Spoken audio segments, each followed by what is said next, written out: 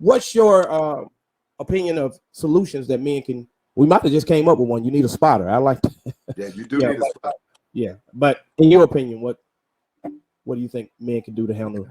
Yeah, I'm back to that bottling it and settling it thing now. If I can bottle and sell these answers here, boy, if I had a real answer for this,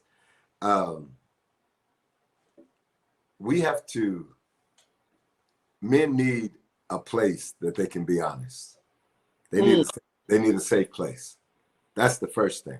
Men need a safe place. That's why there are men's ministries in church, a men's group in every different societal aspect you can think of. There are groups where men can come together. That's why in the military, those guys call each other a brotherhood.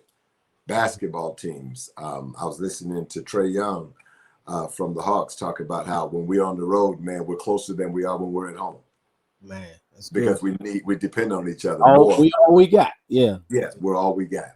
Yeah. And Man, we need a safe place. Yeah. We need a safe place. We need a place where I can be vulnerable without worrying about you pointing and saying, you got that problem? Right.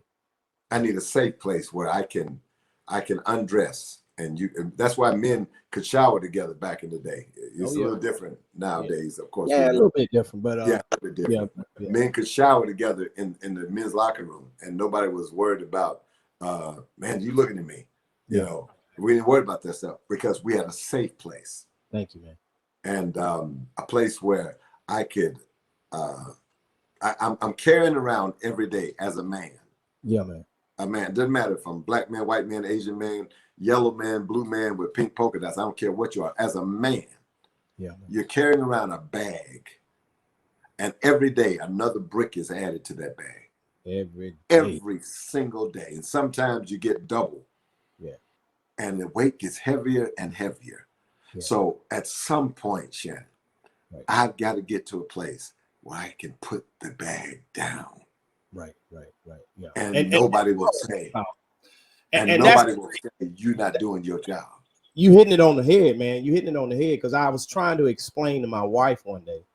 I said, you realize all the hats that I have that I wear in one day? You go and deal with people on your job or wherever you got to go or dealing with a meeting. That's one hat. You take that hat off. You got to go deal with just the general public. That's another hat. And you got to come home and immediately you get hit with something. You know, if somebody tells you something, you got to figure out, all right, what we're going to do about this. Sometimes you just need a place, like you say, a safe place and a place you can detox. You got to deal with yourself. Yeah. Oh, and then you dealing with yourself. That's I got to deal with that Negro that I see when I look in the mirror. Every day, you can't get away from him, though. You know. Well, he's a booger, too. Yeah, and that hat stay on. That hat stays on. When I peel all the other ones off. Oh, no, you can't take that one off. Yeah, man.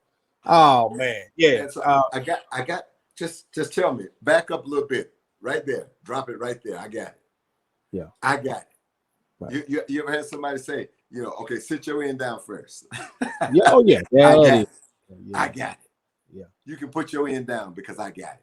That's and he don't want you to hurt yourself. He don't want you to hurt yourself. Yeah. You put it down, you won't pinch your fingers. Yeah. Uh-huh.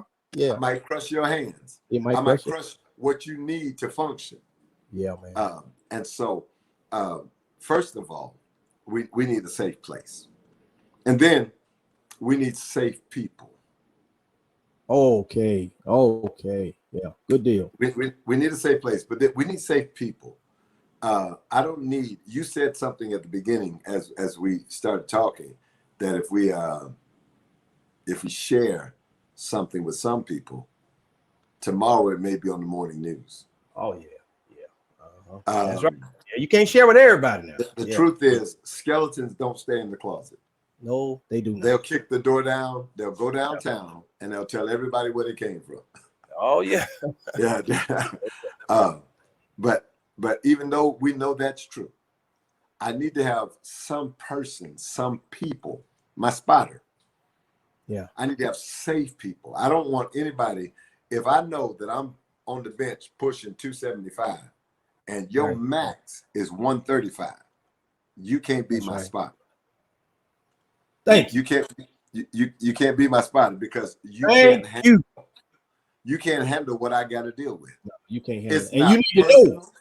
Yeah. It's not personal. It's not. No. I'm not isolating you. I'm not picking you out. I just know that your capacity is not where I need it to be to handle what I've got to deal with. Right. That's a great point. Great. Yeah. I don't just need a safe place. I need safe people. Yeah. Because if I get you to spot me, you gonna choke me to death. Yeah. You'll break my neck. And you need to understand it, man. That's a great point, because I just picture somebody running across. I got you, bro. I got you. And he's $125 soaking wet. He don't even weigh what he's trying to spot. He don't even weigh what he's trying to spot. I can't share this with you. No, I don't. I still love you, but no, you go get the dude over there. Get the guy behind you. Go get that dude that ain't got no neck. Tell him. Yeah, man. Yeah. So it ain't nothing personal. No, it's just the reality of the situation. It's the reality of it. Yeah. So you got to have people, man, and God does that for us. And our choices make it important. We pick people that many times we're led to people, because we don't always pick people. I didn't pick you, and you didn't pick me. We were led to each other. We were led to each other. God will lead you to people, man. Put people in your life. Circumstances don't put people in your life. I know we give credit to circumstances. Something told me. No, we know that he's ultimately in charge. And but he leads us to people that are safe people. Now sometimes we reject them. We do. Because they spot us. See, a real spotter. You said that's a different term on spot right there, but yeah. You in turn you mentioned it earlier. Not only am I keeping you from hurting yourself, but I'm pushing you to better yourself. Yeah, man. Oh, wait a minute. I like that. That's gonna preach one day. Not only am I preventing you from hurting yourself, but I'm pushing you to help yourself. Yeah, man. Yeah. Come on. Yeah. And so a spotter will do that. And see, I just spotted something in you. Yeah. And I'm gonna push you to help yourself. Because if I let you go down that road, you're gonna hurt yourself. Right. And this back to your thing, man. That's awesome. This back to your thing of having a safe place, safe people. Now, where safe people come in, well, what you just said is this. Some of the stress we feel is because afterwards, or even after showing what we're vulnerable to, sometimes we worry about, oh man, I told too much. Oh man. Now that's an unnecessary stress. That's unnecessary stress, because I got a safe person. Yeah, but I had a safe person. You know what I'm saying? Man, I'm worried about what he might say, because he knows that part of me. But if it's a person that really has your best interest, and it takes good foundation for a person to be able to hold your stuff, man. Yeah, absolutely. And God has to really show you something, or you just have to just know, okay, this is somebody I can talk to. Yeah. You understand what I'm saying? Because sometimes they're not capable of doing it. They open the closet. The skeleton locked up, but they hear it knocking. They open and just come on out. Let's let this out now and deal with it, because if not, you ain't gonna get no sleep. They're gonna be knocking through the night. Yeah, man. So I think that safe place and safe people. See, I had stopped at the safe place, but I like what you brought up. You got safe people. I'm not even gonna stop at the safe people. There's one more thing. Okay. That I'll add to this formula. If you're going to deal with your stresses properly, I think you got to have a safe place. Then I think you got to have safe people. But thirdly, you got to develop safe practices. Okay. You got to develop safe practices. Drop the mic. Yeah. Okay. You got to listen. One man has said it well.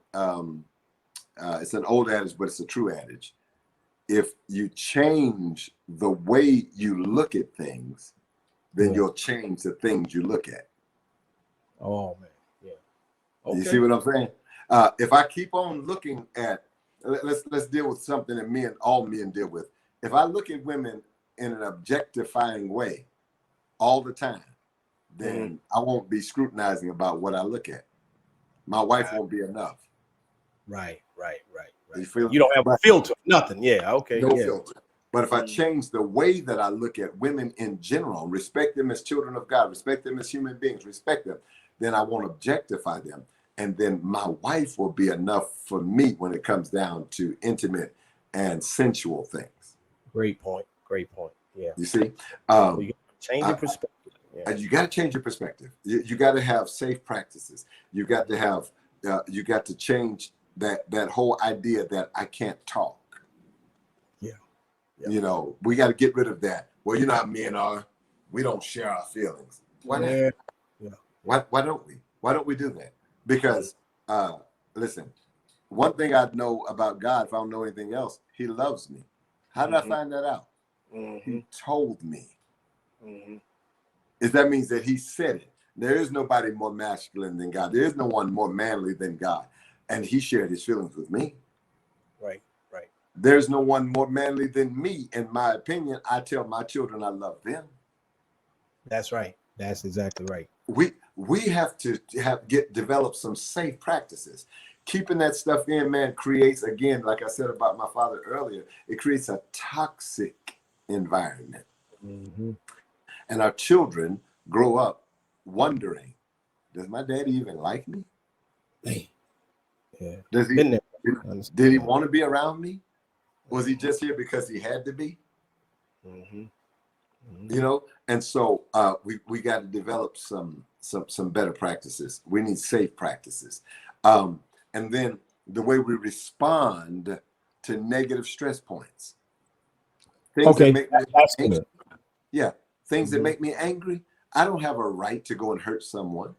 Even if the attitude is true that hurt people, I don't have a right to say, I'm going to go do this. I'm going to deliberately take this action because of something I've been through.